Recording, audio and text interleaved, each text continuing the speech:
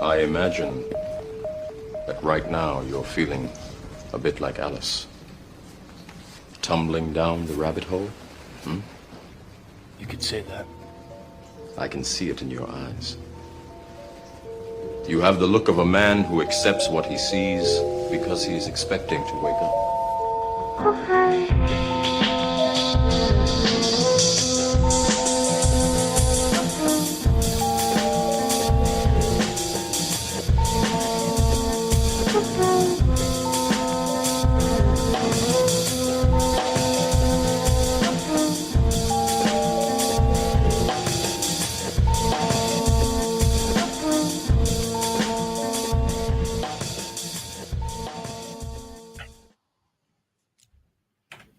Welcome everybody. This is Team Rabbit Hole Edition 313 featuring Seanín, Friel. Breathe in the crack, as I was told. Welcome everyone. Welcome Jim. Welcome Janine. Welcome everyone in chat. Hello. That introduction was so trippy. It's like, that is amazing. I could sit here forever listening to this. So good. It's so fun. Good. Thank you so much for having me. Yeah. Dude, we've been trying to get this in the works for years. I've known you, not personally, we haven't met, but we've known each other through the internet and stuff for like half a decade or more. Like, I mean, if your kid is 5 or whatever, I mean, I've known you before that. So hot minute. Yeah. Yeah, I'd say a good 8 years now. Right? Yeah, exactly. It's mind fuck to me. Anyway, let me read this little blip and then we'll get into it. I'm glad you appreciate the music and all that stuff. It's trippy, I know. So this is, as Raphael denoted, episode 313. That's a palindrome, adds up to 7 little holy chakra numbers here. Breathe in the crack. Teacher, mystic, healer, Sagittarius. Join the team as we get to know Seanín, an Irish mystic making the most of her magic, breath, humor, and lived truth. So before we start kind of geeking out and talking about how we know each other and all that jazz, the card I pulled for the episode is the 2 of Wands. And if people aren't familiar with that, it's about making choices. The wands are like the fire of zeal. You're a Sag. There's a whole lot of fire energy and air energy right now in the zodiac moment climate. I dare to choose, gaining perspective, waiting for the right moment. Dare I say this is taken forever and the clocks have aligned. So here he is. Drafting plans and looking out to the future. So is there anything about the 2 of Wands that resonates with where you're at right now, or anything you want to comment on? It's bang on, actually, Jim. Like the last year and a half, I've been on this like really intensive obstacle course of awakening, and I'm in the refinement stage, and part of that is I'm being shown every day how to make higher and higher and higher choices alongside doing the breath work. And sometimes I feel, but at the minute, it's been all about staying with my own discernment and my own spiritual authority in every moment and not allowing myself to deviate. And that was a big problem I had in the past. And you and I discussed this at one point. You called me dogmatic, and I have held that against you. You're a Sagittarius, I'm a Gemini. We go about it differently, right? I'm like the little Cupid, and you're like, thus says the Lord. This is how it is. But you're not dogmatic. I should take that back. But I was at the time, though. You see, no, but this is the thing. You were right, because I was at the time. I went through a period of like grabbing on to other versions of truth and other people's versions of truth, and got waylaid numerous times. Like, we talked about these different iterations that I went through, and it was from just having severe self-doubt. And I think a lot of women struggle with this before they're awake. Humans. Yeah, humans in general. And I'm just not there now. I couldn't be more secure. That's what's up. What I know and in my own guidance system now. And all this last couple of weeks, it's been about using it productively and using my voice productively, and not let my energy get pulled. So the 2 of Wands is actually perfect, because it's about that level of like spiritual defense in a way too. You know, I always think of it as like grab on to, like, there's a Lamborghini going and there's a bullet train going, and you got to get on one. It's kind of like that Batman scene with Joker where he's like, your girlfriend or the people, you got to pick one. It's like you got to choose, and it seems like you've made your choice. And it's not bad for people to use like on webs of belief and dogma. Dogmas just means teaching, so it's like you can use teachings and methods and all that stuff, but there's a difference between knowing the path and walking the path. And dare I say, not that you were never walking the path before, but the way you're walking it now probably feels more embodied, more grounded, more holistic, whatever. Even being a mother now, like, I mean, the front end of that, the back end of that. All right, so and I will say this really quick, so people are like, what the heck is Craic? So she's into breath work, and she's from Northern Ireland, and I was gonna call it "Breathe in the Air," like Pink Floyd's "Breathe" song, like "Breathe in the Air," and then I was like, oh, I'm gonna be a little cheeky Gemini, and basically I was like, what's a cool slang word in Irish? And it was like "crack," and I was like, you had told me that before, and I was like, all right, so this is not a drug endorsement by any means. No, we're not talking about butt cracks either. Just to All right. clarify. Exactement. So let's get into it. Like I said, I don't even know how I stumbled upon you. You were doing lives and pulling I do. cards. Okay, if you recall, I mean, this is like 8-9 years ago. It's a Yes, hot minute. longer than that, Jim. It was a long time ago. I was doing a collective channeling of Mary Magdalene and various other galactics, and you hopped in. I remember this now. And you were like, I can't get off the weed. Yeah. It's just like, I can't get off the weed. And like Jim and I had this perfectly natural, open conversation. What I really enjoyed about you is that you were just very yourself. Like you've always had that. Like multiple things can move through you, and you are present with yourself at all times and never deterred by anything going on around you.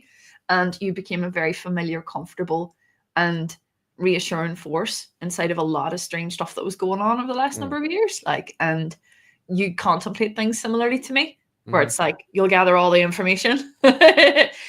You'll remember it all, I won't, right?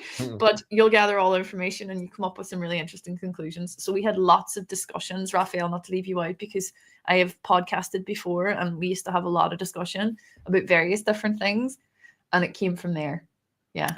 Yeah, I mean, it was the kind of, as I recall, I might have been going through pot withdrawal even, or I'm like, or deciding to kind of thing, and I was just like in this funk, and I was like, I don't want to, but I'm gonna, like, I have addiction issues, and just kind of desire attachment kind of issues. Everybody does.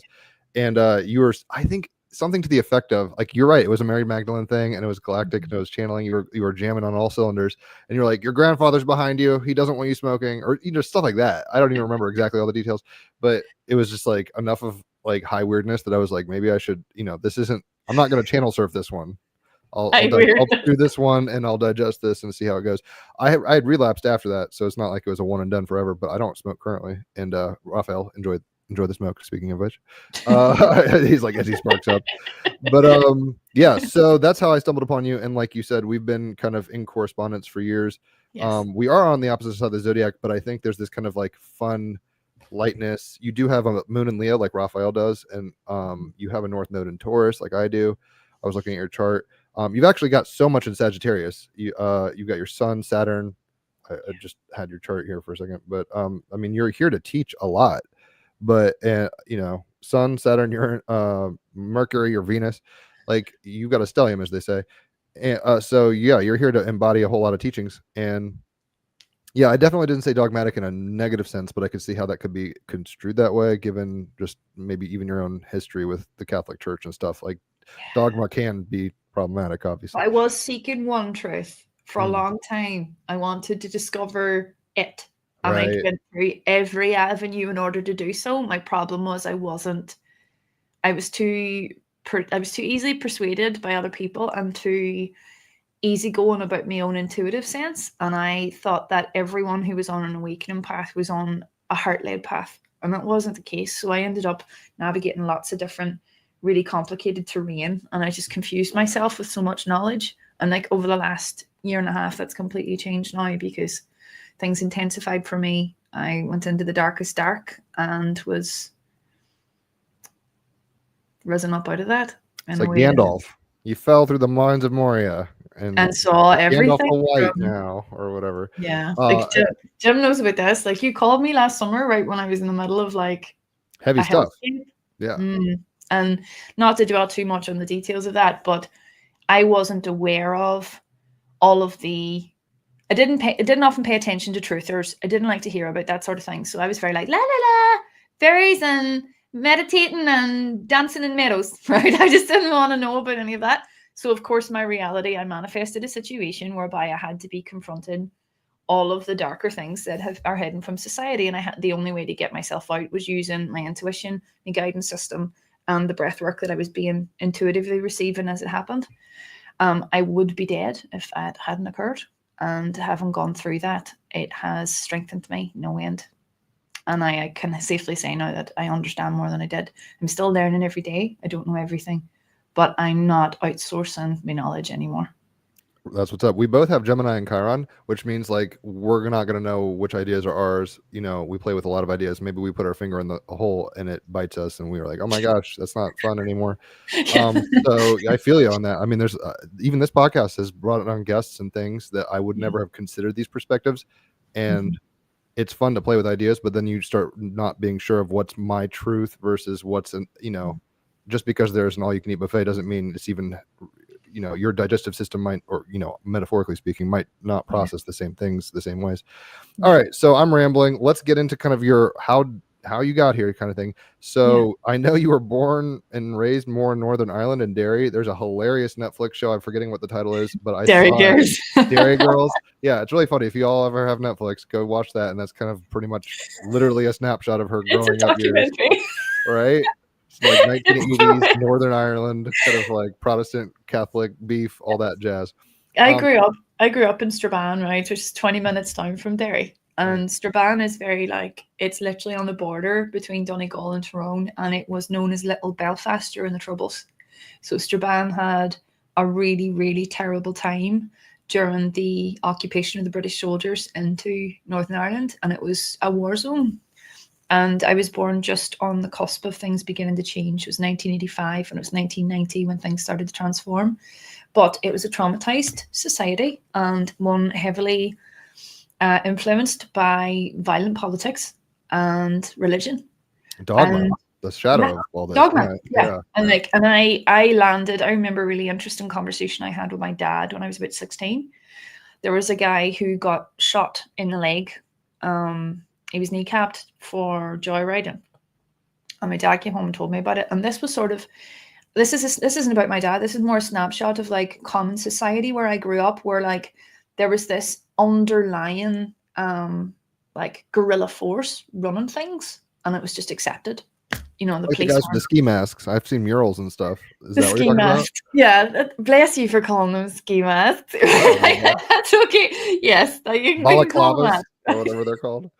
But there was those men. They had a real affinity for the truth and goodness and morality, but the problem was that it was all enforced by violence. And I remember being very young and being just asking my dad innocent enough questions. I was like, why is that young fella, and he's only a couple years older than me, been shot in the knee? It's because he was joyriding. It's but surely that's really a violent approach and a punishment for a young lad. I don't know why that's okay. He's somebody's son. What if that was me? I started asking my dad all these questions, and he started to malfunction. He's popping and he's going, because I was making him question things that had not been questioned, and it was also touching on, he was only 16 when it all kicked off for him, and he was right in the middle of it.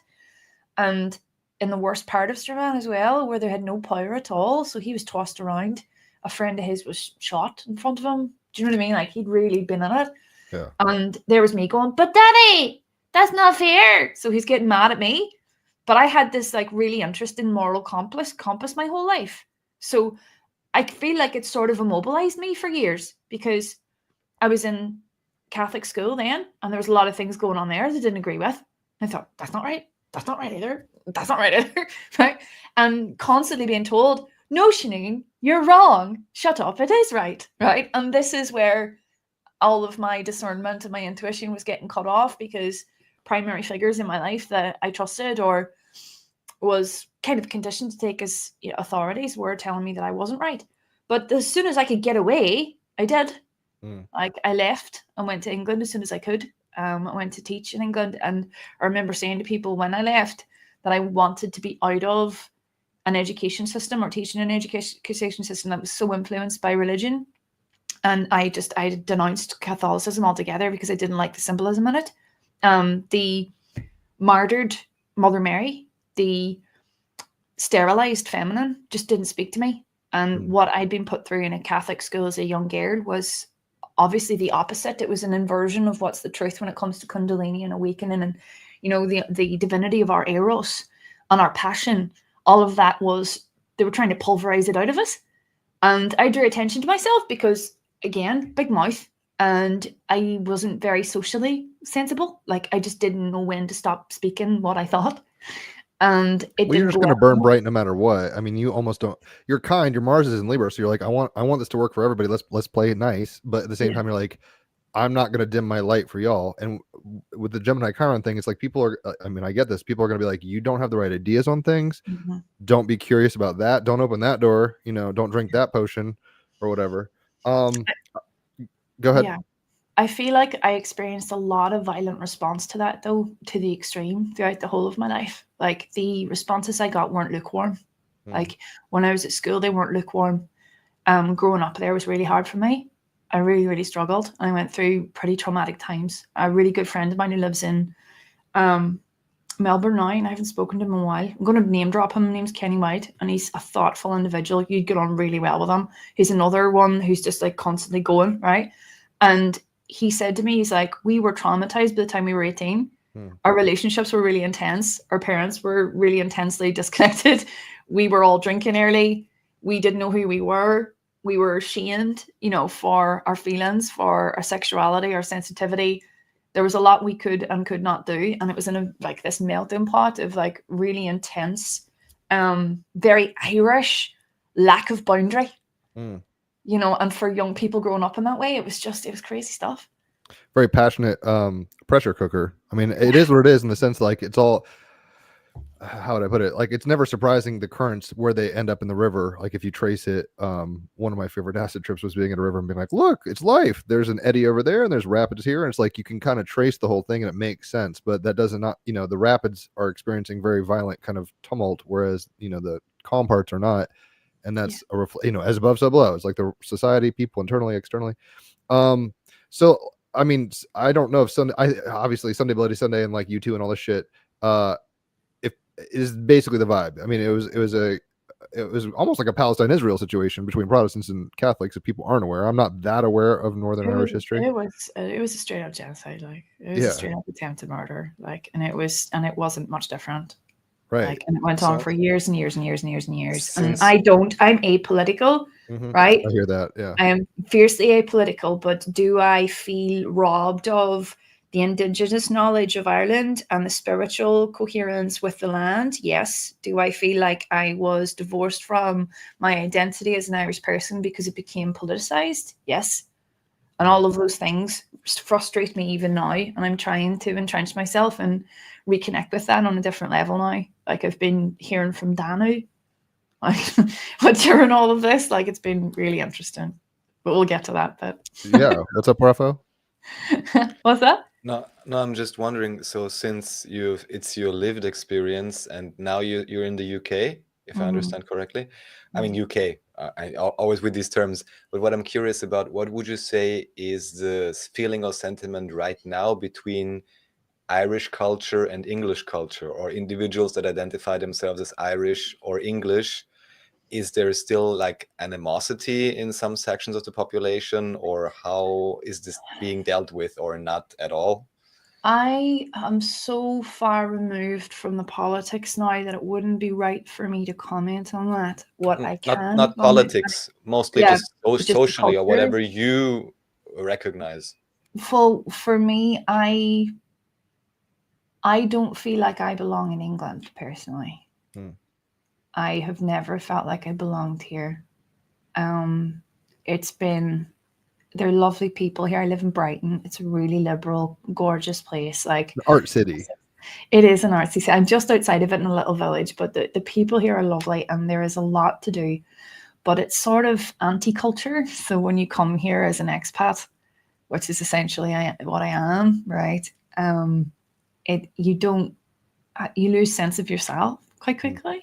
Like I miss Ireland intensely and I would love to be back there, and it's part of the dream that eventually I will be able to go home there with my son on some level. Like for him personally, I want him to have a deeper sense of who he is and where he comes from. And that experience of becoming a mother really made that stand out for me. Like I recognize now how deeply ingrained my own disconnect from a feminine sense of self, a feminine spiritual self, harmed me. And I don't want that for him. Like I have Kuan Yin on my wall up here, Mm-hmm. right? And I've like, he goes to a little Roman Catholic school for now because I like him to learn about, you know, God and prayer and all the rest of that. That's so important to me, and I still resonate with that very much. Like, I understand you do as well, Jim, right? Protestant stuff, but yeah, Yeah. yeah. Yeah, it's like there's I believe in consciousness and multidimensionality, but I also know there's a creator God. That's my experience. Mm. But I want him to be present to. He calls her girl God.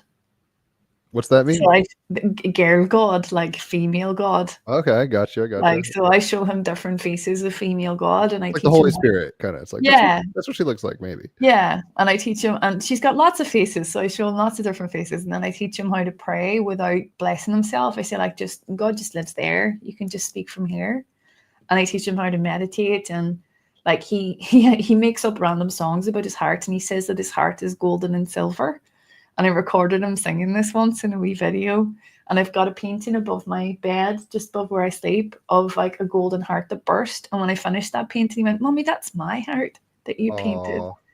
He's a little poet. He's gorgeous. Yeah, he really is. Like, he speaks with like a staunch English, Southern English accent. He's like, "Hello, mummy," right? Oh, But snap. he is so Irish, like, and everything, the way that he moves, the way he speaks, the way he thinks. So it's quite funny.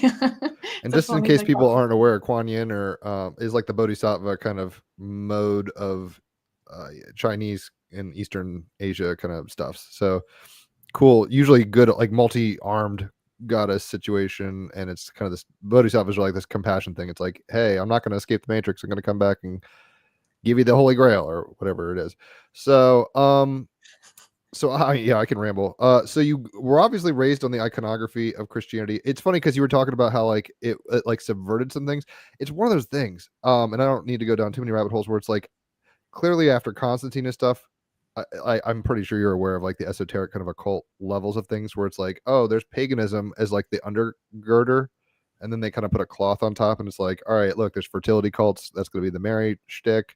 So that's why that's so resonant in a lot of the cultures. And then even I've seen art where it shows like a labia and a clitoris and stuff, and it's like, it's Mary.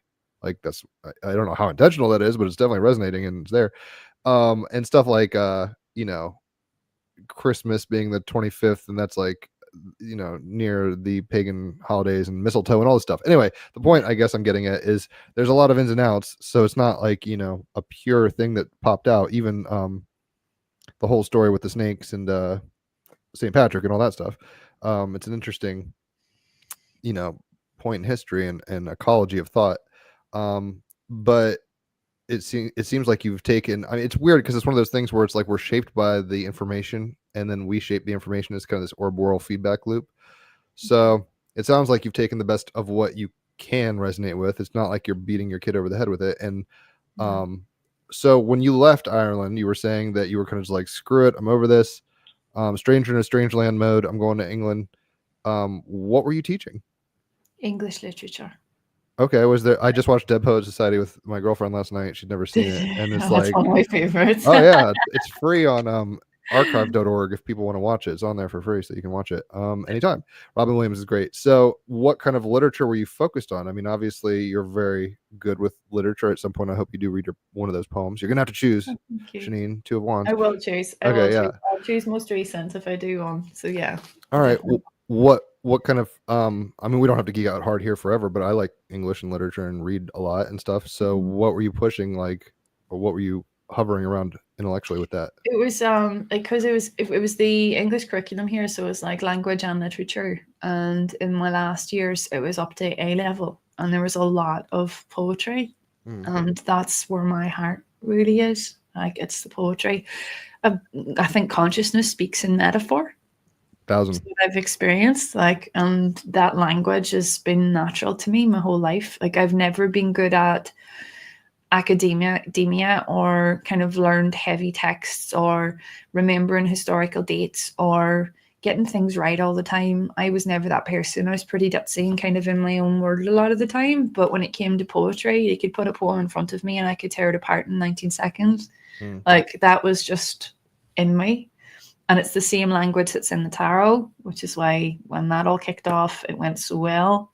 because I was reading the tarot for years and years and years and years and years and years. Okay, And so what is your theory on it, and like why did you give it up? Kind of because whenever I talk to people with tarot, I'm like, yo, you don't have to think this is like a 12D Palladian channeling. Like you don't have to get too woo about it. I always looked at it at the very least as a Jungian projection tool, where it's like we're taking a comic book, we're chopping it up, we're geeking out on the characters. Your subconscious is going to play with this. It's got like really deep archetypes for our cultures and stuff like that. So how did you get into tarot and magic and stuff like that? Given you're a Catholic girl, I mean, when did you start creeping into that domain? Well, I wasn't Catholic. Like as soon as you're Protestant? I stopped being a Catholic. I was like, as soon as I was like 17, 18, I was like, I don't agree with any of this. No, thank you, bye. Right. Like, and I just was really clear about that. And I was kind of moving in the world individually.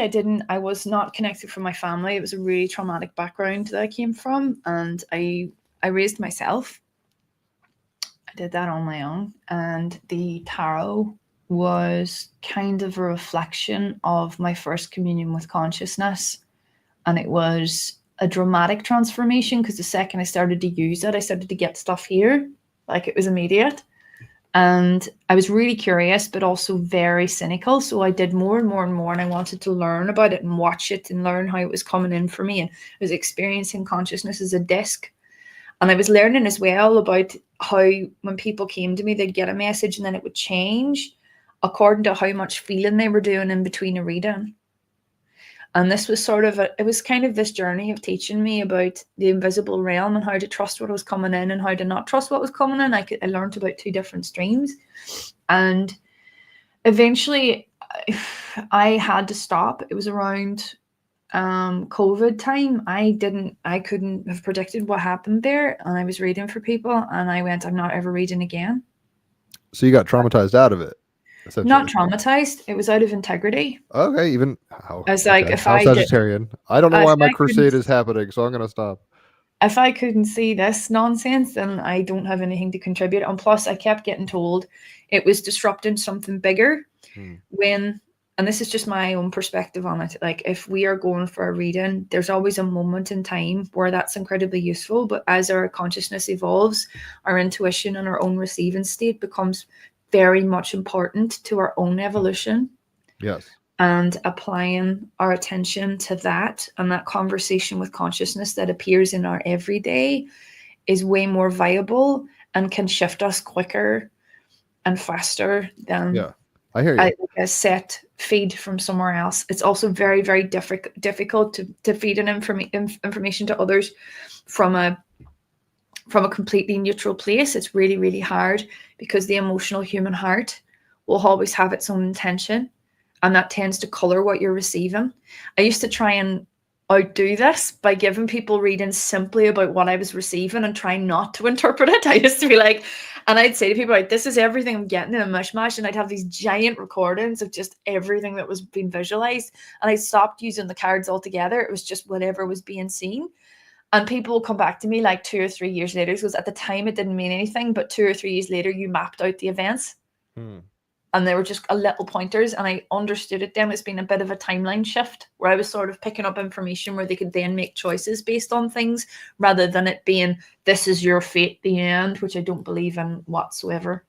We're on the same wave there. Yeah, it's like I think of it as like a pulse of the Tao at a level. So it's almost like archetypally driven, obviously. And I don't know, it's kind of like if you're a kid, you're going to watch cartoons and it's like Disney and stuff, and it's going to do something to you. But at some point you got to, it doesn't mean stop doing tarot, because I'll always probably mess with it. But I totally understand what you mean in terms, especially listening to more Bashar and stuff lately, channelings and stuff, where it's just like, look, you're going to have to figure out your own stuff. I mean, yes, it's okay to use culture and symbols and this stuff, but there's limitations within that necessarily. And they're not like forever truths. It's like you were just saying, it's like, this is applicable now. And that can kind of not devalue, but it creates I mean, you're aware of it. It's like a quantum infinite Indra's net. And if we're talking about one sphere on the net, it's like, okay, this might not be applicable to all things. And and what's really funny is, like, if you put ideas in people's minds, there's a real responsibility on the part of the reader and stuff, where it's like you can start making people not go crazy, but start seeing synchronicities or opening up in a certain way. That, I mean, I don't know about your presuppositions. I don't even know if, can we make mistakes? Is it all good? I don't even know. But in some way it seems like you can, how would I put it? I don't even know what I'm trying to say. I hear what you were saying though. Basically, it's like it's I good for a don't believe time in a how- way. If I'm Mhm. hearing you correctly, Jim, here, this is what I'm hearing. You're like, there's a way, there's a lot of responsibility when you're playing like that. And I think it's coming from a power over dynamic, which I don't operate within anymore. Like, I have been through the worst, darkest experience and experienced things and learned stuff from a very dark place over the last year and a half. And I have witnessed things about this reality that I wish I hadn't seen. But what I have seen on the underneath of it is our equality. I've seen that we are all exactly the same, and underneath we are all gods. We are all part of consciousness, and we are all pure beings. And that there is nothing apart from our own desire for power, however slight, that blocks us from hearing that and seeing that in everybody. Also, I just want to say the people who are watching are bloody hilarious. I have to stop looking at that feed because they're all just making really funny jokes. I know. Sometimes it's people shouting They're about Muhammad and hilarious. stuff. One of them is all they're after me Lucky Charms. Another one's posted there's loads of Irish jokes coming up here. I am all for slagging. Like, rip me, please. I enjoy that. You're a masochist, I guess. Oh, Just nice let me little go. Gemini symbol there too.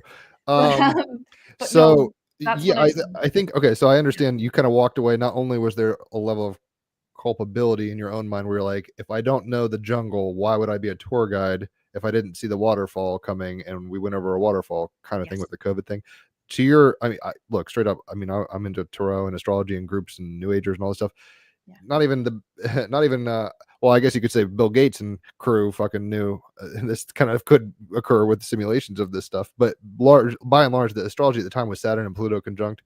People knew it was going to be big and important, like death and transformation in the world and structures and all this kind of stuff. No one, I don't think, could have guessed, and maybe The Simpsons or something, but no one could have guessed the detail of how that manifests. So don't beat yourself up too much. I do think you have magic, so never like hide it under a bushel. But you're going to have to rock that, Excalibur, however you're going to wield that. So yeah, and I'll just say this and we can move on. Yeah, it's one of those things. It's like like in Bashar's thinking, he's like, it's a permission slip, and maybe your permission slips have changed. I know that can happen, right? Obviously, at some point we can say, like, at some point, some people like Alan Watts, he's a Capricorn. He's like, psychedelics are awesome, and then when you get the message, hang up the phone, kind of thing. And I'm a psychonaut personally, so I'm all about tripping every now and then. But the idea is, things change. It's not always summer. Sometimes it's winter. Things change. So you got to kind of have a discerning awareness of the moment that you're in and try to meet it appropriately as you see fit. And there's lessons both dark and light in all moments, as you were saying. So it's fascinating that you've seen Under the Hood recently and seen quote darkness, because it's in a very woke way. It's like, oh, it's all one thing, but at the same time it's like polarity is one hell of a drug, and it's down here that we're getting to dance with all the fractalization of that polarity. All right, Raphael, you're back. I don't think you ever went anywhere, but did you have any questions? No, I never went anywhere. He is very chill. Oh, I didn't think he went anywhere. He's the caterpillar. I feel like Alice just going down. Just because you mentioned about predicting it. So, of course, there were all kinds of power groups. And if in hindsight, of course, it's easier to see which patent was filed when and all of these things. One thing that may be interesting to some of you is there's an individual by the name of Cliff High. Almost sounds like a joke. At least that's the moniker he uses online for many years. And what he did, or what he started with, even in the late 90s or early 2000s, he started crawling the internet, which back then was, let's just say, very different to access, with like bots, basically, and searching for words, searching for ultimately meaning, which he derived by attributing certain words with certain emotional values and then creating predictive models out of that.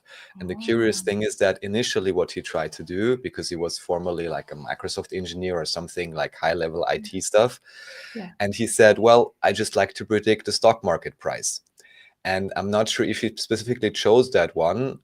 It may have even been that he chose Sun Microsystems, which is quite a big company, right? And I remember even, I don't want to lie now, but maybe at least would be like probably 8 years ago or 9-10 years, he more and more did online presentations on this, and then always presenting, look, this is the new data we got, this is what it looks like. And quite a few years prior to the whole lockdown period, he actually said there is something really strange. It's related to this sun, or dare I say corona theme. And I distinctively remember that he said, yes, and the data I'm getting is something along the lines of some people will just drop down on the floor, and I don't know what it means. Maybe it means they have to be pulled out of the sun or something like this. But what I just want to say, it very much looks like even through the data mining process in a somewhat advanced fashion, he was able to predict what would eventually happen. So his working hypothesis was that individuals are connected to some kind of consciousness field, and even if they're not themselves aware of it, they will like slip certain words or ideas. I also don't exactly know where he mined all the data from. I just wanted to say that for certain people, obviously it was possible. What I'd also like to relate, but maybe for different reasons, I also did channeling for quite a few years. I never tried to predict anything, and always tried, if people only were willing to understand it, to, if anything, relate to them that it is actually them who are accessing anything anyways. And even if they were to glean any information through whatever I'm saying or doing in that state, I even said, see it as a role play if you want. It doesn't matter. You don't have to imagine something grand. It's just like a mirror of consciousness, like tarot. But ultimately, even here, you are the one interpreting it, if I would be doing a channeling for you or reading for you. So it's all coming through you anyways. That was always my approach. But also here, similarly, maybe to your, or in parallel in certain ways, I mainly stopped doing that for the last years. And I also, for some reason, almost completely stopped using cards as well. I'm not exactly sure why. Either it's like some sort of an integration, or it's some sort of a limbo or something, but it is interesting what to say. That is interesting. I can relate a lot to what you say there, Raphael. Thank you for sharing that. It's really interesting. And yeah, that sounds a lot like where I was.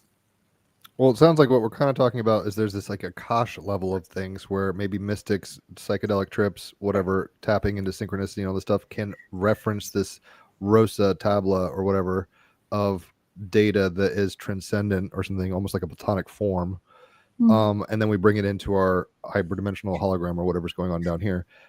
So yeah, fascinating stuff. But all right, so how long did you teach? You know, we can, I'm trying to fast forward to now 13 years. 13 years, yeah. It's a hot fucking minute. I didn't realize you were that long. I stopped in between after COVID 2018. I stopped for a couple of years there, and was working just with the cards and the tarot, and then that all fell apart. And then the last 5 years since my son arrived, I'm pretty sure that's when the true depths of the awakening began. It was 2013. I saw the Wheel of Karma, I think it's called, at the end of my bed. Woke up doing Kundalini Kriyas. And it was like, that was the start where I had this big experience of like, I saw like source. I was like floating into the sun at like 4 a.m. in my bedroom, and then nothing for years. And then my son arrived, and then loads of searching and seeking and doing lots of channeling and reading and stuff. I'm pretty sure I was open here, but the rest of me wasn't. Right. That's my experience. And then obviously last year happened, and I got the 57 breaths for True Nature Breathwork, and I quit the teaching. Pretty fucking sharpish. So you found the gold, and you sit on. I mean, even in the Bible, it's like, hey, if a guy finds something in the field that's super valuable, he buys the field, and he just kind of like, he's like, all right, I found what I needed here. So, tell us a little about how you got into breath work. I mean, was it totally like a download, or I think you'd been kind of dabbling with Eastern thought with Seafood Bogey and stuff. He's been on here once or twice. Jim, I went through something really dangerous. I was at the lowest point in my life. I had nothing. I was extremely broken and very sad, and I got mixed up in a very dangerous circumstance, and I got a big beam on my head that said, this is what's happening. And on a criminal, occult, physical, emotional, personal level, my heart broke into smithereens, and so did my brain. And as a result of that experience, I spent months then rebuilding myself with only myself, consciousness, and my Spotify playlist. And I was started to get given breaths, and there was a certain method I needed to use to offset all of the things that were happening to me, and I called that one sea breath. And then these breaths were coming in, and I was told, go on TikTok, share the breath, go on TikTok, share the breath. And this is in my broken state. And I had no idea what was going on or where they were going to go. But this went on across the last year, and I finished them just around January time, and it was 57 in total, and each one pulls up a certain emotional memory, and it turns out it follows the channel of the Sushumna and integrates all of our Kundalini in full, and it primes and grounds safely. And I have been mentoring people around the world, and it will complete awakening. Well, damn. Yeah, so it's been huge, and I am not dead, because I got shown every time I did the breath, it collapsed something externally in my reality, and I'm giving it out for free. It's just all there. So if anyone wants to download it and just do it, it's there. I have the PDF. I just told my girlfriend about it yesterday, and I was like, "We should do this. Maybe it's like time kind of thing." Because you told me about it about a year ago, I think, maybe around then, and I was kind of like, "Oh, that's cool," but you know how Geminis are. We just, all right, I'm gonna go to the next arcade game, so I'll have to mess with it more intentionally, because it sounds like something that really not only helped you but can help others. I mean, it's a bold statement to say this will complete the awakening process. It does. Cool. It's worked for everyone, Jim. I wouldn't say that if I'd seen it work for everybody else. It's working for people all around the world, Northern Europe, in the UK, in Ireland, in America. I've been mentoring people through the exact same thing, and it is all there to do. It's a self-healing program. And some people come to me for mentoring if they want to, but I don't care about that. I got told, put it out. Dude, I saw hell. I saw the hell that exists on this planet, and I got put through the fucking mill, forgive me for swearing, right? And they picked the most down-to-earth, ordinary, no bullshit person, right, to put through that, to put this out, because I would not stand on it going, look at me, the big I am, because I don't give a freaking fick about any freaking thing like that, right? And that's why it was me, because I'm ordinary. I agree with that, actually. Usually, like, the most profound things have to come through, like, humble, like King Arthur, if you've seen the Sword in the Stone. I don't give a shit. Like, it's not about me. It's like, I'm literally sitting on the Holy Grail here. And when I go to explain it to people, I try really hard not to get mad excited. But I have seen people who have been suffering for years now and have been through even worse conditions than myself. Just because they're already there, their Kundalini comes up within 3 days. And that's the first integration. I've had 7 or 8 integrations in the last year and a half. Plus now I'm accessing more multidimensional stuff. I'm more grounded. I'm more myself. I have no fear anymore. I'm a happy lady, right? I have been through the wars and I shouldn't be here. And I'm so content because I know now that we're all safe. Like, I've just been shown, like, you're walking on water. I can't explain to you how crazy. Like, you called me in the middle of this. Like, do you know what I mean? Like, and I don't know what you must have been thinking at the time. But it is the most amazing thing that's ever happened to me in my life. And I am so glad to be able to say to people, this actually works and you don't have to pay a damn thing. And because I'm pedantic as hell, and I used to be a teacher, I have done it so carefully. It's like this, if you look it up, it's like autistic as heck. I've just got bullet point after bullet point and step after step. And it's just anyone can do it. I think that's a good sign of a good philosophy, where it's like it's accessible to anybody and it's not like paywalled. I mean, if you want to make money and stuff, I'm not even against that. Like, we live in a capitalistic society. Late stage capitalism sucks, whatever. But so I'm not gonna just be like, I'm not being a naysayer. I'm just looking at all sides, kind of. And but I could tell you. I mean, Sagittarius to me is like the cheerleader. It's like, you have found your team and you are, wearing the gear, and you're like, I don't, you don't, in a sense, you don't care. Well, what came to mind is, even though I don't care if it's historically accurate necessarily fully or whatever, but the stories, archetypes, let's just put it that way, with Moses, where it's like, he's a stutterer and he doesn't have a strong voice, and he's, he murdered a dude according to the stories or whatever, and he's like, I'm on the lam, I gotta hide out, and I'm not trying to get back in, I'm not going back to the city. And the idea is like, look, God is going to use you in spite of your infirmities. The people who are like, I know what I'm talking about, check me out, like, that's the ones you got to be wary of, because usually not all that glitters is gold, whereas I think whatever, the meek inherit the earth or something like that, right, where it's just like, it's going to be the hands and feet of spirit in a way that I mean, that's the whole point of the Christ story, right? It's like, oh, it's a baby in a manger. You guys were expecting some, like, I don't know, king on a horse or whatever. I know they're all stories, not everybody even thinks they're accurate or helpful, but there's something energetically there that's where we're at least have been recently for various reasons. Anyway, Raphael, I want to get your input on this, because we were talking about Kundalini yesterday, ironically, with our guest, and there's a lot to it. I had little visions back in the day, like I called it like Kundalini hiccups. I still get them sometimes, where it's like it's something to be aware of. Like it's going to change your life. It's a little like a natural red pill, where it's like once you start messing with this, it's going to necessarily alchemize your reality in a biological way, which will necessarily therefore have results in the exterior. So it's not just going to be like, you know, Netflix, you can hit pause and stop or whatever. So it's not coming in a rough way this way. It's all integrated and slow, and you just have to feel feelings at depth, and you can do it. And it means not having to wait to manifest awful things externally anymore. Like you feel it all through from within, because that's what I got shown. I got shown because of my trauma and autism and heartbreak and orphan-esque kind of a life. I wasn't really feeling my feelings for years. So I manifested in this situation that would force that. And it has elements to it, nuances to it that would break my heart in a more deep, more romantic, more powerful, more awful way. It had like poetry. It had its poetic perfection, right? Yeah. And I needed to be destroyed like this, right? And to see that karma is just emotional energy we haven't felt through at depth. And it's all very, very simple. And yes, Kundalini itself, the experiences that have been dictated to us prior, normally come from Eastern philosophy, which creates this hierarchy like this, where it's like you reach nirvana and samadhi and all the rest of it, and you're like an enlightened being and you're higher than others. What I got shown is that this is just human evolution.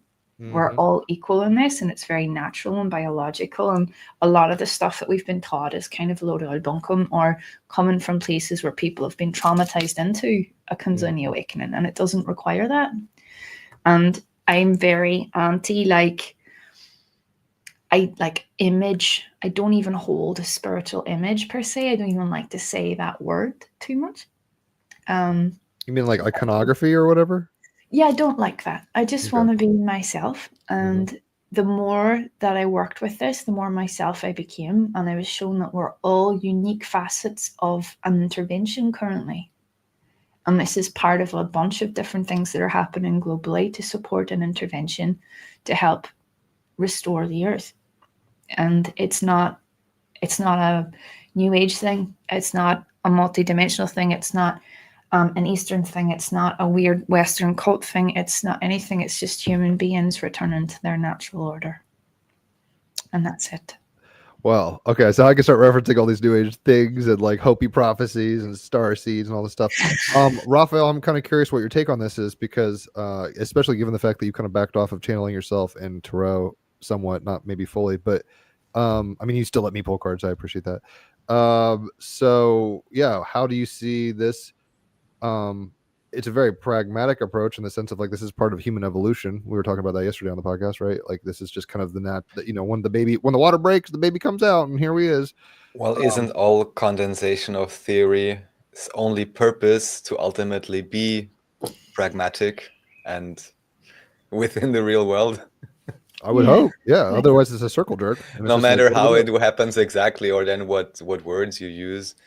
But yeah, obviously we don't have to go through all of them. There's lots of issues with all kinds of systems and religions, and even where you wouldn't suspect it.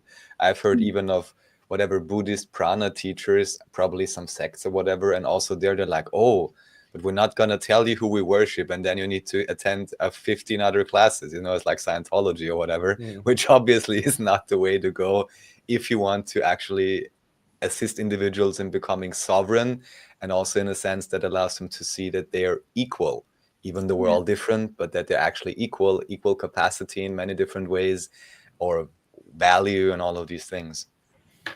Well, I don't know if it's because it's like a Kali Yuga. Like I don't have a nailed in idea, but it seems like we've come into a time, maybe the past few thousand years or whatever. I mean, if Atlantis was a thing, cool. Like I'm not against any idea necessarily. I'd like to make it make sense at some level, but it seems like we've come into out of an era of division, dominance, hierarchies. I mean, they're necessary for where we got. We wouldn't even have the internet right now potentially, and all this kind of stuff if we hadn't gone through these, eddies of becoming or whatever. I'm not saying it couldn't have happened, but obviously the case is the matter, I guess is the best way to put it. Like this is what's occurred. And but it seems like we're all waking up to a level of choice, like a level of sovereignty. I'm not sure if do you think these teachings are good for like Finn? And like, I don't really call it teachings, because like you have an experience through the breath that is biological and personal to you, and most people have that experience. Like there's no teaching with it. It's just this is how you do the breath to feel deeply and how to love yourself back to feeling better.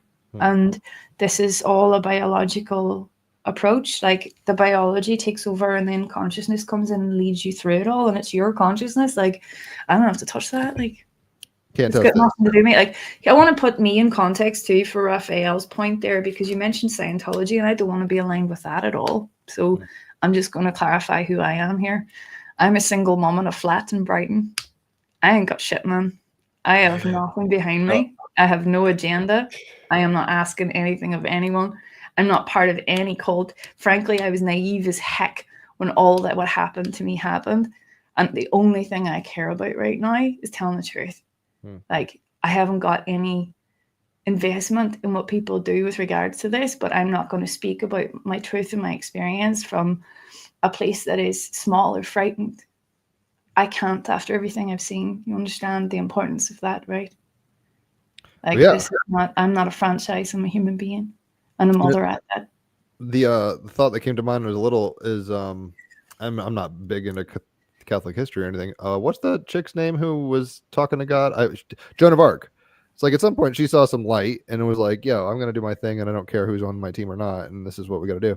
So I feel in a weird way, it's a kind of a paradox, because on the one hand, we're all waking up to our sovereign truths, and how that will manifest will probably look different for everybody. Yes. So I've heard the analogy where it's like, the cherry blossom tree is blooming and every, bloom is going to do it differently. Some don't bloom at all. Some bloom early, whatever. It's like the tree is going to awaken, if you want to put it that way, to the degree that it does. And it's all good. I guess my question earlier was like, it's not so much, I mean, at worst, there's a polarity of gatekeeping that can be very, problematic in the sense of like extortion or power dominance, like, oh, you guys, whatever, kind of like what he was talking about. I'm not suggesting you're doing this, Seanín, just for the record. I don't think he was either. I don't know how I could, man. Like, I don't know how I could. No, it's okay. Sitting there, like, for free. Right. So I'm broke, man. I haven't got a business. Hold on. We're not attacking you, so don't. I know, but I just want to make that really clear, because it can she's be doing so it from the heart. Easily misconstrued. Like we show up in any show, the majority has an agenda ruling of marketing or an identity or a product or a plan or an agenda or something, and I just don't, man. This is what happened to me. The end. Yeah, you're surfing. I hear you. Yeah, that's literally it. You're just playing. So I guess let me just finish this thought, and then you can take it where you want. So usually, what happens? Let's just say someone sees the burning bush, and they're like, "Oh my gosh," and they try to codify a system, and even though you're like, "These aren't teachings. This is just how I did it," or whatever. Sometimes there's like initiatory levels, in the sense that it's like this might not be appropriate for every age group. That's kind of what I was asking, like, is this something anybody, any age, any gender, whatever can do, or do you think people have to be at a certain point of like awareness and maturity? I feel like it has to be adults. I feel like it has to be adults, because it goes right into like original emotional experiences. And it starts with the few premises. There are a few things that are obvious, like the core principles being that we come in here perfect, right? And then we get disrupted. The emotional energy in our body start to block the flow of our natural sexual soulful energy and slows up our evolution. And it is just evolution, because we're all that, it's not a special thing. And equally, the children are perfect when they come here. But it starts with looking at and calling us into the deeper parts of our memory and asks us to feel into the memory. And there's like a physical experience that I describe when you go into it, where it feels like your body sort of squeezing and you can feel the pressure. I'm at the point now where when someone tells me what's happening in the reality, I can kind of guess where the Kundalini's sitting and where to point them to if they're in an urgent space. Like with Raphael and his cynicism, that'll be Fibonacci spiral breath there. I think he's just a Libra. That's a good place to start, man. Right? I'm only teasing. You have to get used to me. This is how I do things. And it's really, really powerful, because once you can identify where it's sitting, you can kind of get the whole thing moving a lot quicker. And people have physical benefits pretty much instantly. But it is asking you to look at very adult experience, like adult memory. Like the first one's called Healing Original Separation, and it's the first experience of horror and disgust for a child with a parent, which is a very confusing experience for a child, because we come into this world like all full of love, and the parents are the first source of love. So the experience that you have with them that is not love for the first time sort of changes how you view reality and how you view yourself. And it begins the undoing of that.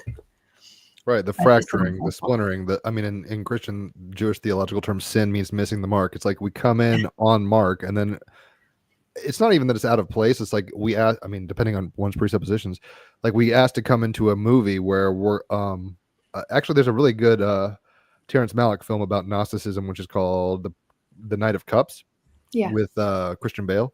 And it's based off of this Gnostic idea where it's like, this guy's a prince in a kingdom, whatever. He comes into the play and he forgets he's a prince. It's kind of like that, where it's like, we are so much more than we remember. We put on this kind of, even Yoda's like, divine luminous beings are we, like, or whatever. It's like, this isn't exactly what we think it is. And we've gotten deep up in this VR called life.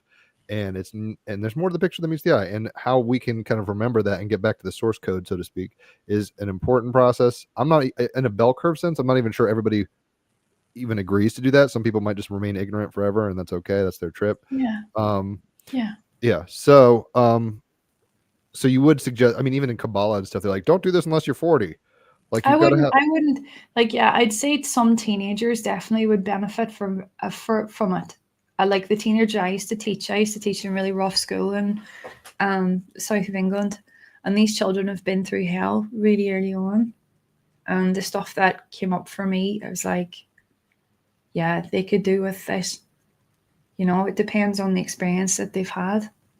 Like, and it's sad to say, but given the reality that we're living in right now, there's so few that haven't been through a lot. But what I do know for definite, right, is that, and that's what have been shown, is that there isn't anything in any of the breasts. It doesn't exist in every single one of us. And what it does is it sort of levels you out. Once you've been through all those emotions in your own body, you start to experience emotions differently. You're kind of entrained then to see them as separate from your actual self, because you're going in and breathing them out all day long. I'm at this point now where I'll have these bursts come up and then they leave, and then a burst come up and it leaves, and it's centralized who I am. Like, I'm in the midst of all that now, and it doesn't really affect me as much as it used to. And there's an energy of a lot more, I don't know, confidence than who I was before. Like, I just, nothing really phases me now. Like, I can go through things and feel stuff really deeply, but it's not going to take me down into a hole, because I'm going into holes naturally and witnessing emotion as energy rather than part of my nature now. Yeah, you're going into the cave and facing the dragons for the gold, so to speak. Yeah. So whereas normally people get attacked by a dragon, they're like, oh, I didn't even ask for this. What's going on? Yeah. And it sounds like a little more in a Buddhist sense, like you're tapping into the witness self. So it's like, clouds come, clouds go, thoughts and emotions come. Neti, not this. It's not this. It's like there's an abiding awareness that we are part of. And then I get, I don't know how it works, but it's my emotional energy that's coming up to be released, but I'm not acting from it anymore. And it doesn't color how I see things anymore either. It just gives me a lot more clarity. And the more you do that, and this is across months and months now, right? The less controlled you are by those releases. It's how I interpret it now. It's like, oh, I'm releasing something that will leave permanently. And the breaths only need to be completed once. It's not something that you have to go back to, All right. So is there any other, you're saying like more mature people have been through the shit or whatever. Yeah. More or less more traumatized is better. I mean, that's a weird way to put it. Adults, yeah. Like maturity. Is there any kind of requirement in terms of like, do it with your eyes closed? Like, I'm sure you have some directions, maybe. Like, do you have to be healthy physically or, all that jazz? You started halfway through, I started getting directed in terms of diet and well-being and health, because my multidimensional faculties were stronger and I was getting clearer guidance then. And I'm in that place now where I know where I'm at, right? So you get all this anyway. No part of your reality is excluded, because you're actually making a transition from one reality into another. You're not just doing breath work. It's a literal transformation of the whole of the way that you interpret reality, and you're getting guided. This is the best bit. So lovingly and so personally to yourself. Like, for someone who lived a life where I was not loved and not cared about And my life was designed that way, where I would end up just with no one around me and having no one to support. And I didn't get protected when I needed. To feel and experience consciousness is this very benign being that's just talking to me and knows me really bloody well, right? And that's kind of the way the transition feels, is amazing. And nothing can take that away from me. Once you've kind of got that, it's there forever now. Like, and that's the reality that I'm living in. I don't care what anybody thinks of me. I'm not concerned about what anyone else believes. It's not about belief for me. It's just something has happened now where I'm living in a very different way as a result of it. And no part of my reality has been left out. That's what's up. Everything gets wrung out. Yeah, it reminds me a little of, I mean, Joseph Campbell has the hero's journey, but it's very well represented, obviously, in Star Wars or something, where it's like, you know, the Fool card kind of thing. Luke Skywalker's chilling on Tatooine. He's just this kid wanting to go to the arcade or whatever.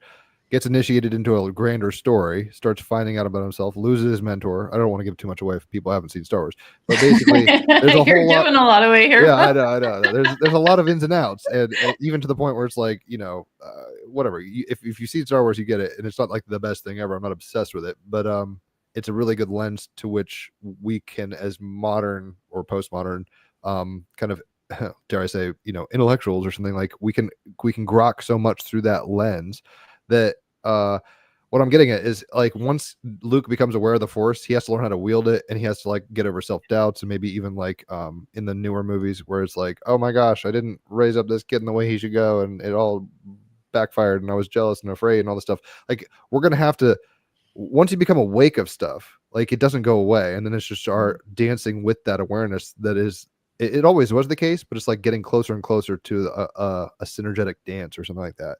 And it sounds like you're kind of doing the whirling dervish on your own little axial tilt there, which is good, great stuff. I'll have to be trying out this stuff. My girlfriend earlier commented, she's like, yo, let's do it. So I'm like, all right, yeah, I wanted to do it anyway.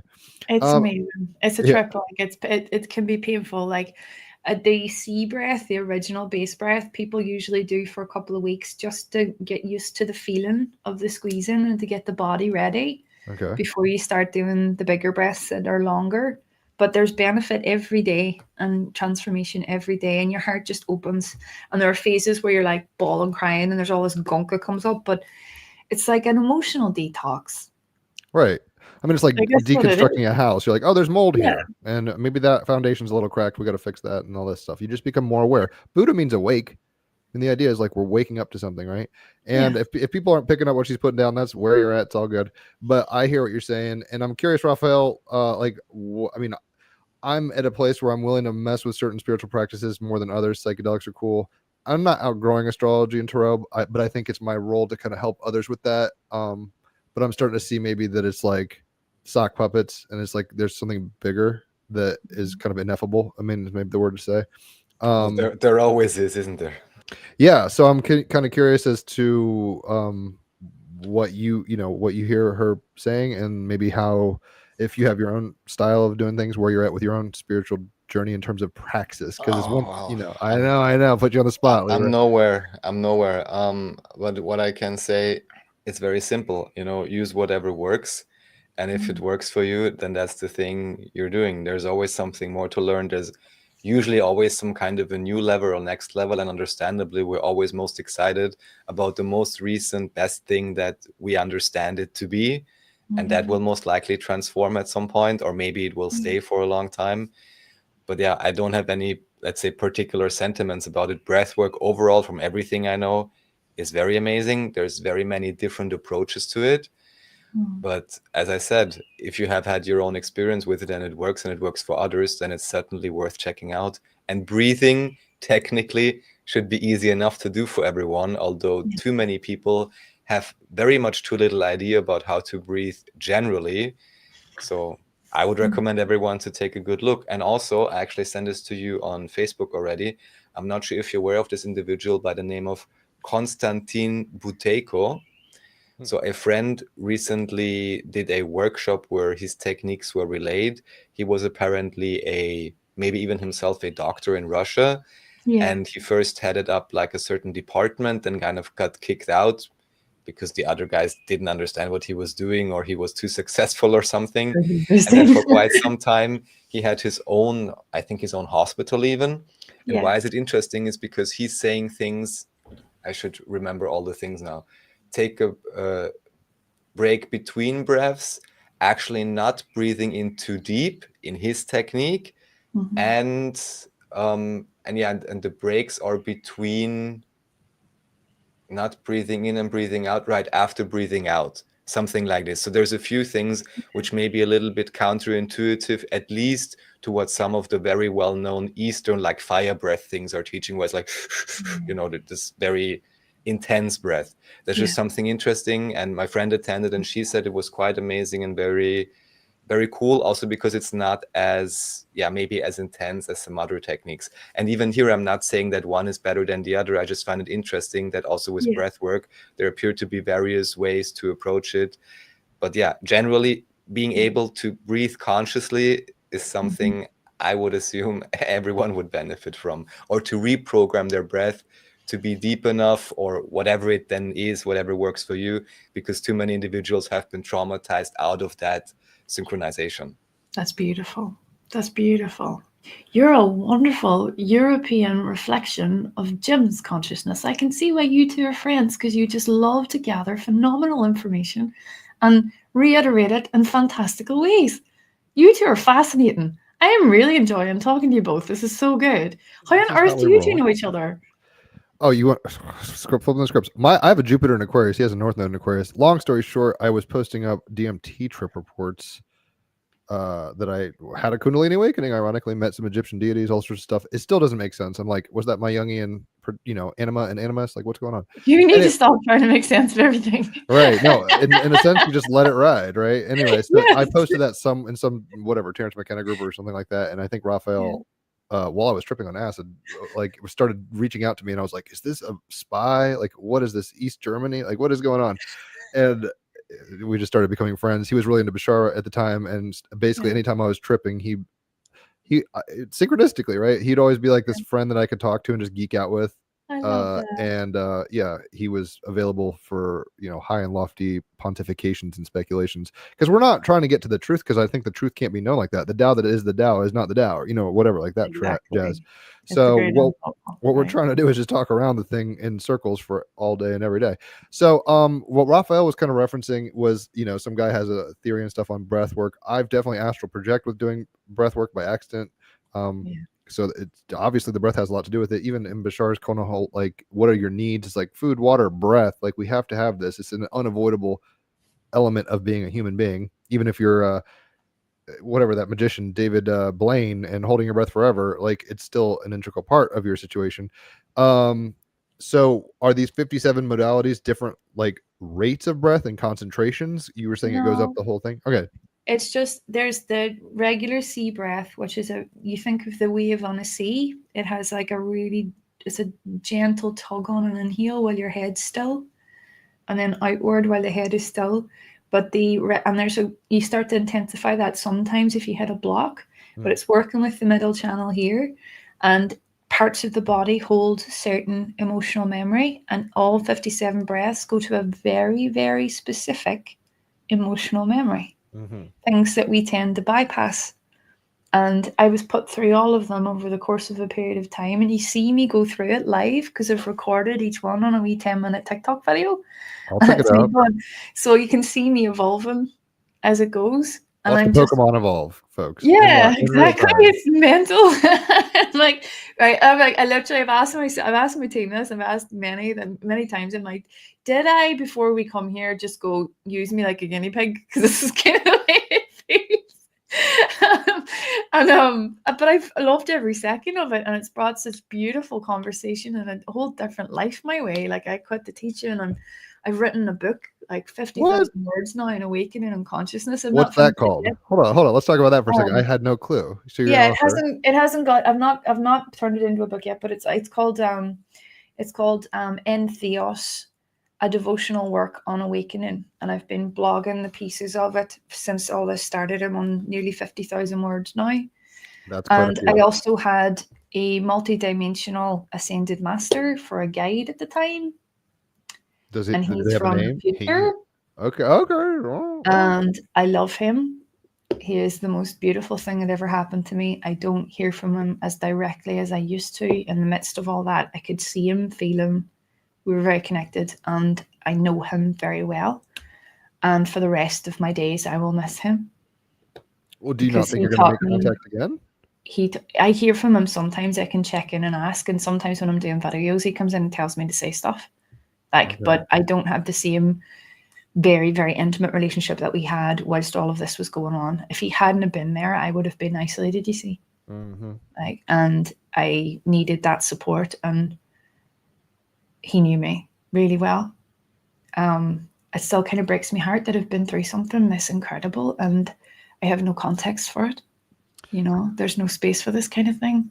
Like, No, but I think we'll figure it out at the end, kind of thing, when we die. Or hopefully, that's my bet. I'm like, oh God, please give me a full multimedia experience of what the fuck was going on. Actually, I'll tell you something about like Jim is unreal. He was unbelievable. Like, yeah. Can you tell us a little about this? I mean, listen to me. Raphael channeled. I mean, everybody's channeling kind of in a semantic way, but he was intentionally doing that, right? And this sounds like almost, I don't know if it was intentional or not, but like an experience. It seems obviously to trigger you emotionally. I don't want to make you, I'm okay. No, it's You not a go trigger. on, you can Like, do this this is here. you being nervous of emotion, Jim. That's Okay. entirely yours. I am okay with feelings. Okay, my bad. So tell us. I mean, can you tell us this, individual's name and maybe when did that start cropping up? You I said I can't tell you his name because I can't tell you his name, right? But what I can tell you is that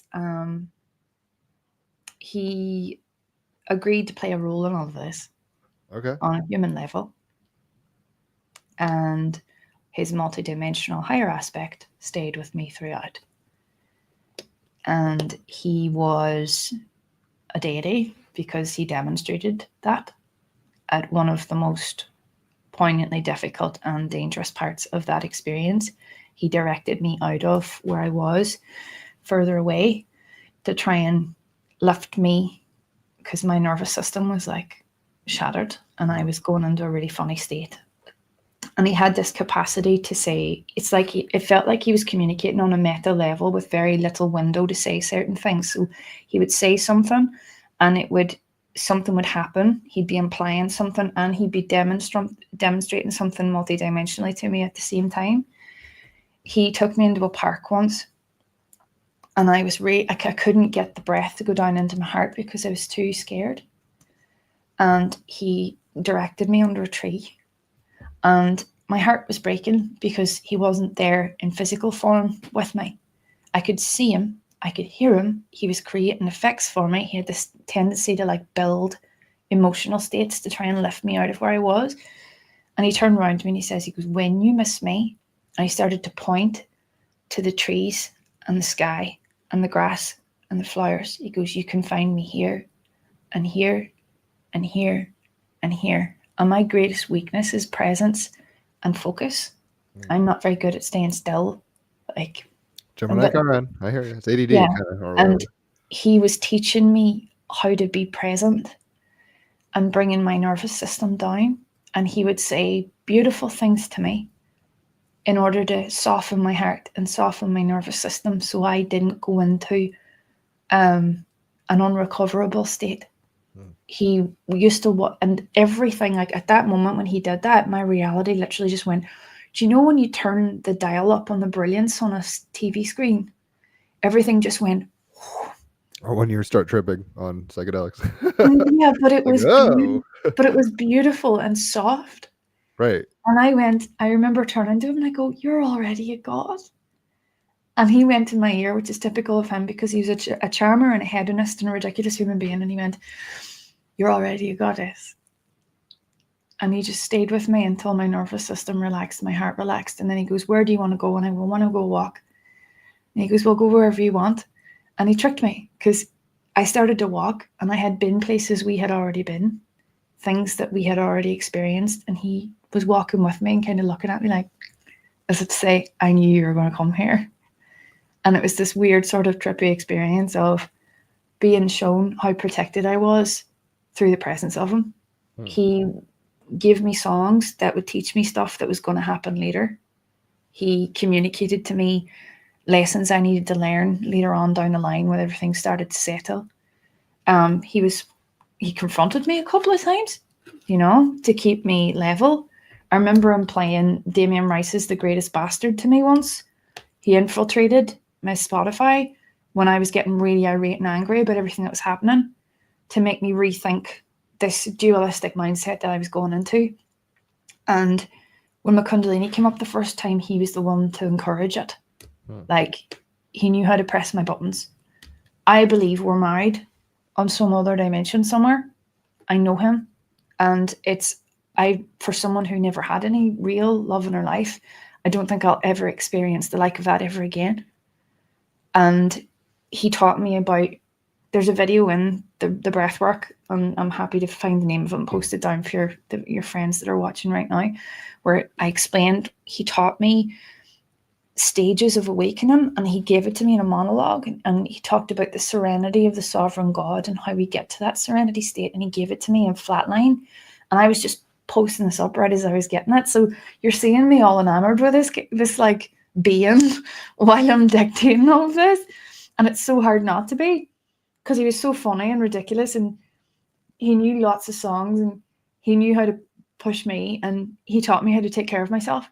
Every time I did something, because I kept getting given these tests or these things to do, he'd take me off to a shop after, and he'd like just come up in my ear and go, treat yourself. There's a lot of this going on. So it was a very human but very multidimensional experience at the same time. And had he not been there, I don't think I'd have survived it, frankly. That is fascinating.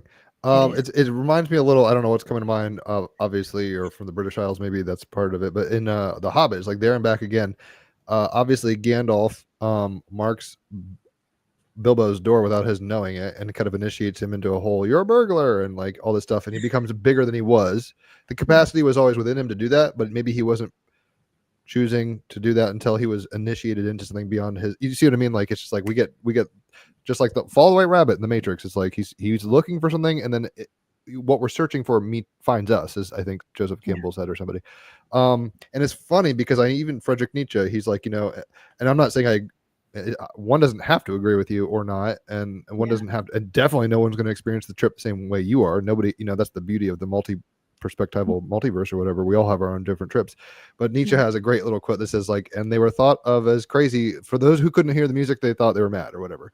So I mean, it's one of those things where I think even in Buddhism and Christianity and stuff, maybe Islam, although they seem to get pretty ratchet pretty quick, compassion is this really root frequency that helps make not only processing your own journey and nervous system effective and possible, but it gives us a capacity to I mean, this is the whole idea of like namaste and stuff like that, where it's like you're a divine being going on your divine trip, and we're all on this playground together having our moments. And Poseidon is not Zeus, is not Hades. Like every level of the thing is coming at it from a different perspective, and having kind of, I don't know, having an openness and a willingness to be awake and aware during the lesson to the capacity that we can, I think, is a sign of wisdom.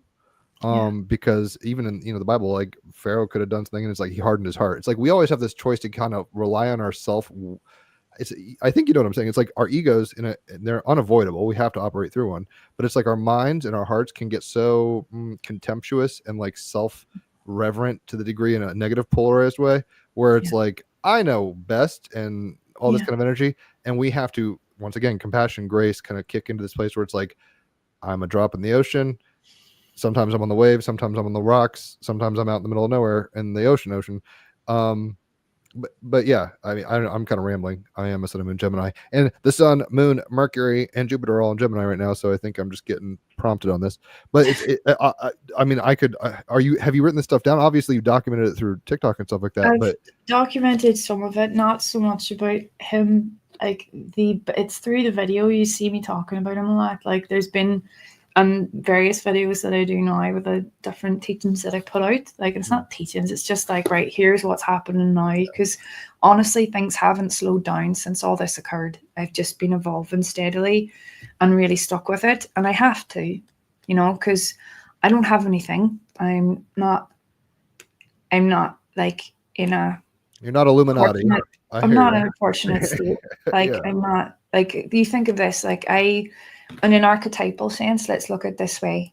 Single, co-parent, mother, immigrant, Irish, right? Stranger in a strange land.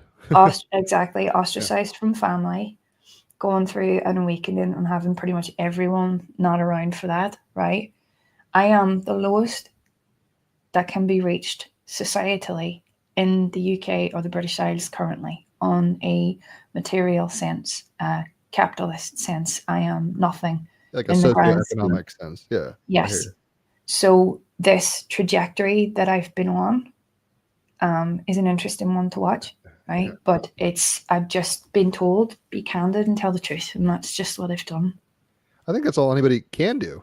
And honestly, I mean, it's so obvious, but it takes us to get over conformity of, like usually people tend to make fun of what they don't understand or don't resonate with, and that's fine. But I don't care now. Right. I mean, at some point we can all be Nelson and go, ha ha, or whatever, like The Simpsons. But at some point it's like, he's sad for doing so and he needs to go on a journey of self-exploration or whatever. But then there's also the role of everything is all right. So it's a multifaceted kind of situation here. But I guess what I was getting at is your authentic presence in your own journey, even when you're like, I was striking out and stuff. What's coming to mind is like a potter's wheel. It's like, look, you're not letting go of the clay. And sometimes it goes crazy, sometimes it reshapes totally and all this stuff. But it's like I've heard it said before, like, we're embarked. You're embarked on your journey, even though the conditions are such that maybe you wouldn't expect. You can't always get what you want, but you get what you need, kind of thing. Definitely. Yeah, it's like, I mean, no one wants to be single. I'm shocked you're single, quite frankly, but no one wants to be single. Raising a child, I mean, Chat is shocked too, by the way, just to let you know. Say what now? Thank Say what? you. Is that a compliment? No, Were you trying to give me an awkward compliment? No. That's really nice. Thank you very much. Also, no, but at the beginning of the chat, someone was like, because also yesterday we had a past couple of guests. I've had my beautiful lady on. So someone was like, oh wow, all these amazing women coming on. What's going on? So marketing stunt. I was like, no, this is just the way the docket kind of went.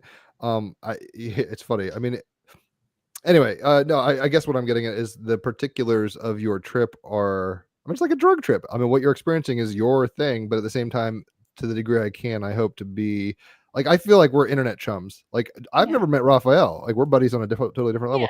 So I feel like you're almost like that, where it's like, and probably because our chirons are close together, so it's like we keep hitting the same turbulence. And we don't have small conversation, Jim, if you don't mind me saying. Jim always tries to make sense of the fact that we get along, and I'm like, Jim, because there's no barrier with you. Like, we go straight into whatever. Like, I'm sure you experience the same with him, Raphael. Like, there's no barrier there, and I love that. Because you're very heart-led, and you do share from your heart always, and it makes you very easy to get along with, and very easy to embrace as an individual. I have a lot of respect for that in men in general. It's a rare thing. It's well, hopefully it becomes more popular and people drink from the Kool-Aid or whatever, because that's kind of what I was saying a minute ago. Authenticity is the fucking point, guys. Like, if you aren't I mean, I've heard Bashar say it more eloquently than I could recently, but he's like, the idea is like, you're here to unlock people, and if you're hiding and dimming your light and editing yourself, and there's a lesson in doing so it's not like it's quote bad, but like, you're here to be a star and shine ad astra to the stars. We're here to be like these little facets of the diamond, Buddha diamond or whatever. And if you dim it, it's just causing the pixelation to not be as hyper clarified as it could be, which is fine in a way, but it's like, don't we all want to see with eyes unobscured or whatever, hearts open and all that jazz. And so anyway. Got to understand too, like, that whole experience I explained, like, I was very resistant to it in the initial. When he first started showing up, he was trying to help me do the breath work, and I was angry with him. I was like, I was like, what are you doing like that? Go away. I was chasing him, and he goes scuffling off with his arms up here, going, sorry, and run off. And then when I was getting hit with spell work, he was like leaning against my door one day, and he was like just looking at me, and he has this I could see him for the first few months. I could physically see him, and he has this incredible receiving gaze. Like, you could just like fall in there. And he was standing there, and he was just looking at me, and he spoke to me in Spanish. And he spoke to me in Spanish that I did not know on purpose, so I would have to look it up and interpret what he'd said. And it was in those moments where I was going, is this real? Like, who is this guy? What is Because of all the real? rest that was going on. So he did enough knowing that I'm very cerebral and I need to double check shit. Like, you and I have this in common. Like, I get information, I need to double check. And you see me do it with the breathwork as well. I'm like, is this right? Is it not right? And I won't put anything out until I've third time, fourth time, fifth time checked that they definitely want me to. I'm not this willy-nilly, whimsy, silly, sort of ridiculous person. I'm relatively grounded. I come from an educated background. I don't come out here and say this stuff lightly.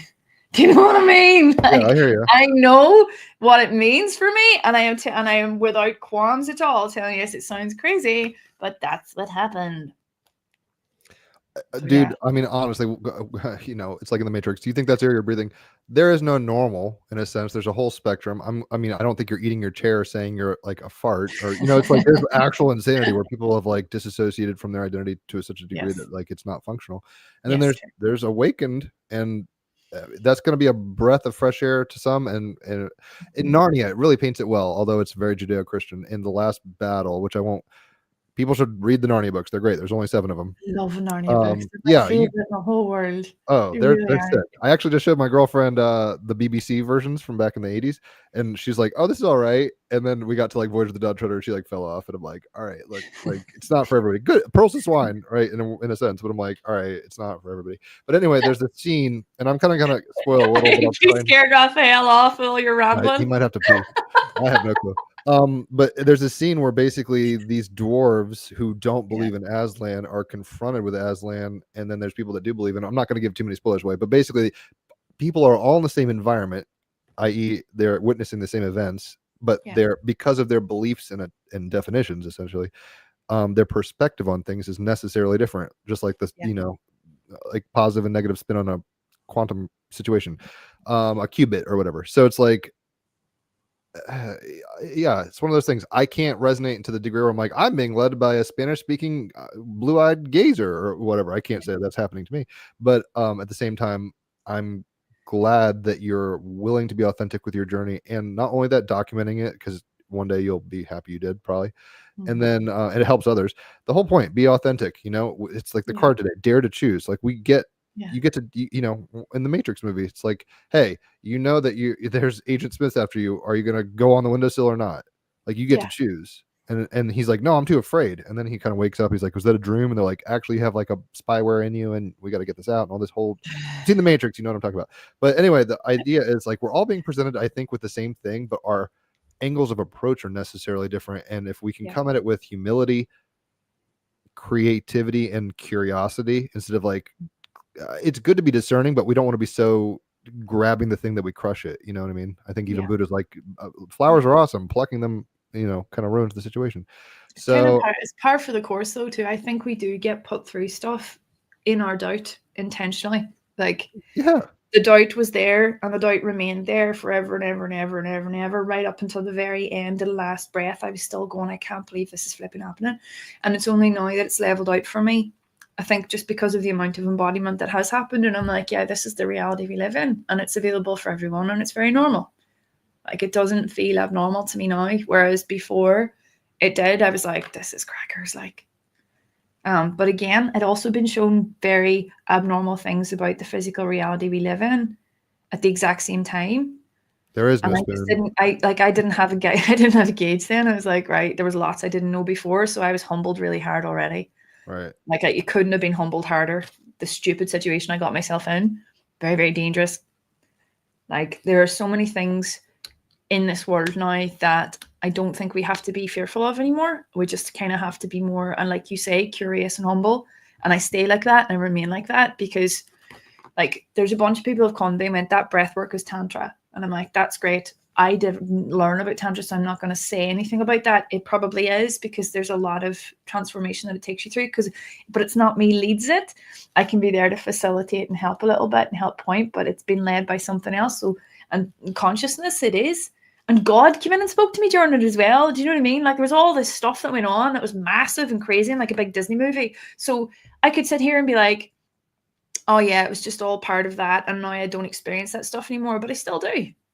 Like, this is the reality I'm now living in. It's not never ending story. I mean, so like, and it's not beyond anyone. And I don't think that, I don't think that me being reticent about it is reticent. Am I pronouncing that correctly? I think I am. I don't think that's, Reticence, yeah, I don't think that's helpful, you know? right. And even that pronunciation, like who knows? Depends on your dialect and all that stuff.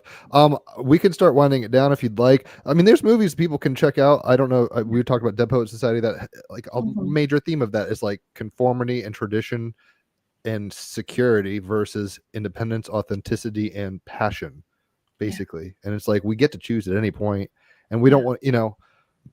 Even King David was like running through the streets naked, saying, you know, or Archimedes running through the streets naked.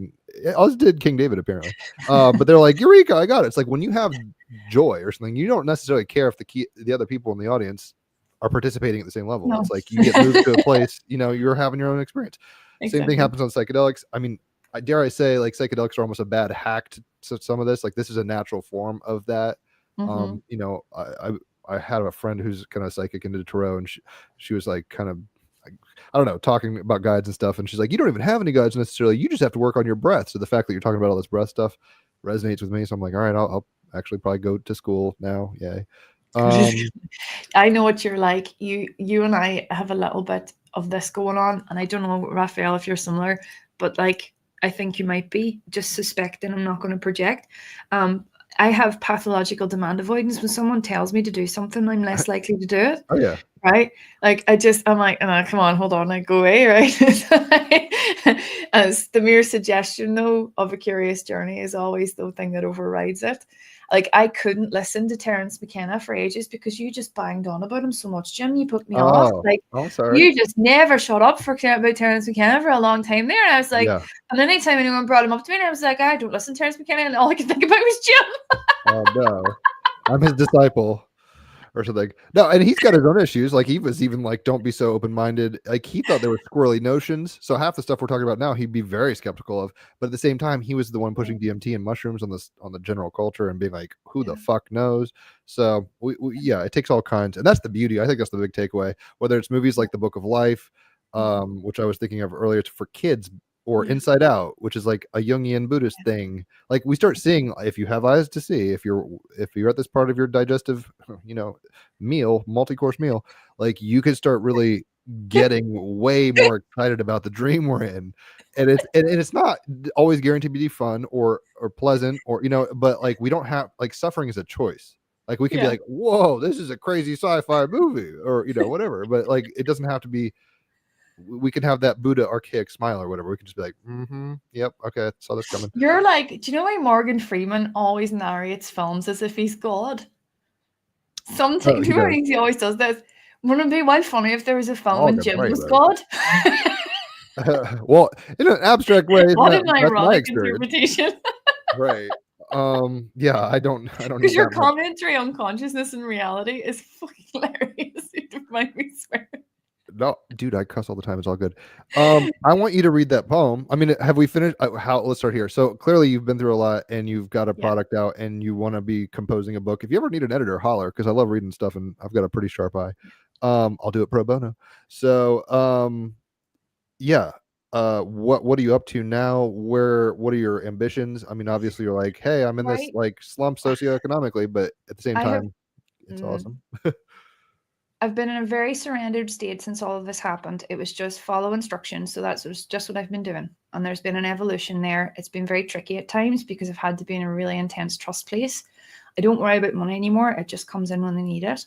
So I don't do any marketing or anything. I just do as I'm told. I put out what is helpful and what I'm experiencing at the time and share what I know when I know it. And I think that's all we ever really know, is we know what we know when we know it, you know, like, and I've got a poem here if you want me to read one. They told me to read this one. Like I got told to read this one, and it's about how I was feeling before all of this happened. And I'm just a very different place now, and I think it's interesting to revisit. It's called Hummingbird. Okay. Do you want to hear it? Of course, yeah, it's all you. Okay. Words like little knives flashing beneath streetlights, steel brandished to distract, to bite at the lemon air and pin my wings down. Because I am a hummingbird pretending to be a woman, flowers know my scent, and I, close to the jewel of morning, wish myself bigger, crushed by nothing. built in marble and asphalt, so I throw words down, building walls around my tiny bones, the weightlessness of being inside this, a wing, a prayer, a false hope, a breath held and escaped. As if a name said and forgotten, this is existence in a species pretending against itself. I am not made like I should be. My heart beats as if dancing on the fingertips of a sonata someone's loved elder is forgetting, stumbling with broken time and fat thumbs over ivory keys supposed to sustain me. I die in the chorus, halfway, caught between commuters and subway trains, drowned out by the hum of anonymous, endless crowds. I am the music of the morning sky, the tendril of a baby vine, the softness between eyeline and lip, the hollow between throat and clavicle, the space with no name. And I say words again, so many, as pinned wings built to float and play and fight lift me out of the story I am writing on the pavement of daily engagement. It bruises to bury this softness all the time. Peeping beneath a towering vernacular is a child with bird's wings, amber, turquoise, opal, afraid of the colours, afraid of the flight. She's afraid, rising high only, inside rhyme after rhyme after rhyme. Wow. That was beautiful. Thank you. Really, really, really, really good. You have a North Node in Taurus. I do too. We're here to bring beauty and value. You've got some value. You've got some beauty. That truly, especially after Dead Poet Society, jazz snaps. The fuck. Thank you very much. That was gorgeous. It's I'm been speechless, kind of. really nice to be on here. Thank you so much for having me. We need to do it again. Yeah, and I think I even geeked out with you. I'll talk to you privately. It's like I play music. I think you wanted to sing or something. I forget now. But I was like, let's geek out. You're cool as fuck. That poem, I'm kind of like buzzed off that, so I gotta like kind of come down a little. But beautiful stuff, Seanín. Your soul and heart are on fire, and I appreciate your journey. I appreciate watching it and you being able to be public about it. You know, people can just do this privately, and a lot of it has, I'm sure, been private. But at the same time, showing up and doing it in a way that includes others is how we walk each other home. This is how we find the others, guys. This is what you do. You got to just be yourself and not be afraid. If you're a Tigger, if you're Pooh, if you're fucking Eeyore, it doesn't even matter. Like, just show up and enjoy the ride. Thanks. I'll be quiet now. Raphael, you guys get the last word. Seanín, thank you so much for coming again. Thank you very much for coming on, Seanín. The poem was very beautiful. I have to say, I was about 70% distracted only by the beauty of your pronunciation, although I tried to follow as well as possible. But that is, I think, one of the hallmarks of interesting or exalted poetry, that it constructs these realms, obviously, but that it's actually keeping you on your toes. So you have to listen very closely and ideally understand everything quite fast in order to be able, you know, it's like layers upon layers building themselves. I very much enjoyed it. And I'd like to thank you so much for sharing your story.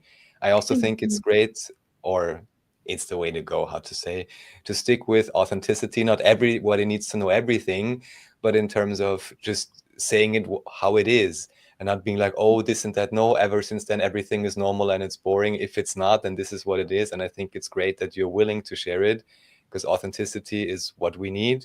Most people rather take the check of, I want to say social security, but, you know, social acceptance, monetary gain, or whatever else. Playing it and safe. just as Jim said, dim that light, which ultimately, what is it? It's boring.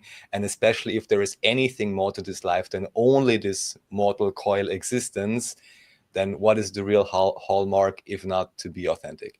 So thank you very much for sharing all of that. Thank you, Jim. Thanks everyone in chat. And you get the last word, Seanín. Thank you. All right. If you want to reach out or get the breathwork, just to let everyone know, I stuck the link underneath, but it's www.returntoyourtreenature.com, and it's there for free. And there's a simple version and a wordy one, so you've got a choice. Simple version, I checked it. It's only one page, so everyone. It's only one page. but I mean, lots of listen to her videos. words. The poetry itself shows you that she knows how to weave a lyric or two. So it's beautiful stuff. I can't wait to get on it. I'll tell you how it goes because I'm definitely gonna not sleep on that stuff. What up, Michael? See you comments. All right, guys. I'm at find the others. That's what it's all about. Be yourself, find the others, and that's all you can do. Thanks, everybody.